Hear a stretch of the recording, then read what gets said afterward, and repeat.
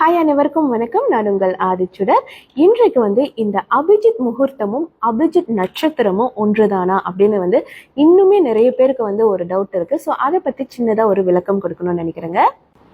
கேட்டதை எல்லாம் வழங்கக்கூடிய அபிஜித் அப்படின்றது இரண்டு அர்த்தங்கள்லயுமே இருக்கு. ஒன்று அபிஜித் முகூர்த்தம், இன்னொன்று நீங்க பாத்தீங்கன்னா அபிஜித் நட்சத்திரம்.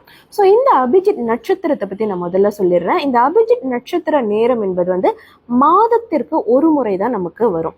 ஸோ அதுதான் 24 நிமிடங்களா கணக்கிடப்படுகிறது. அது நீங்க பாத்தீங்கன்னா ஒவ்வொருத்தருக்கிட்டையும் கண்டிப்பா இந்து முறைப்படி இருக்கக்கூடிய கேலண்டர்ஸ் வீட்டில் வச்சிருப்பீங்க. அதுல நீங்க பார்க்கலாம், உத்திராடம் திருவோணம் நட்சத்திரம் வரும் நாள் இதுல 24 நிமிடங்கள் கணக்கிடப்படுகிறது.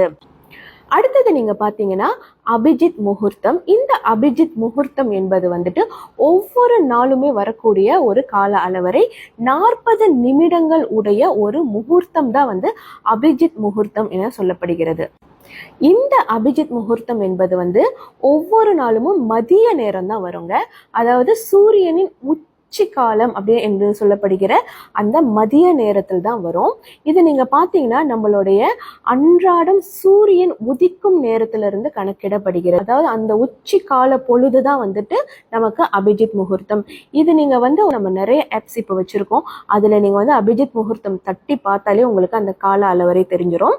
இப்ப நம்ம மலேசியால இருக்கிறதுனால நம்ம மலேசியா டைமிங்க்கு நீங்க பாத்தீங்கன்னா 12:40 இருந்து 1:20 வரைக்கும் அன்றாடம் அபிஜித் முகூர்த்தம் இருக்கிறது. ஸோ அந்த நேரத்துல வீட்டில் இருக்கக்கூடியவர்கள் நீங்க விளக்கேற்றி ஒரு வழிபாடோ ஒரு பிரார்த்தனையோ நீங்க செய்யலாம். அதே நேரம் நீங்க வேலைக்கு போறவங்களா இருக்கும்போது அந்த நேரத்துல உங்களால முடிந்தால் நீங்க ஒரு பிரார்த்தனை, ஒரு மெடிடேஷன், இது எதுவுமே செய்ய முடியலன்னா கூட ஒரு தாள் எடுத்து உங்களுக்கு தேவையான சில விஷயங்கள் கண்டிப்பா நீங்க ஒரு வேண்டுதல் மாதிரி வச்சிருப்பீங்க, இல்ல ஆசைகள்னு வச்சிருப்பீங்க, இல்ல அஃபர்மேஷன் வச்சிருப்பீங்க.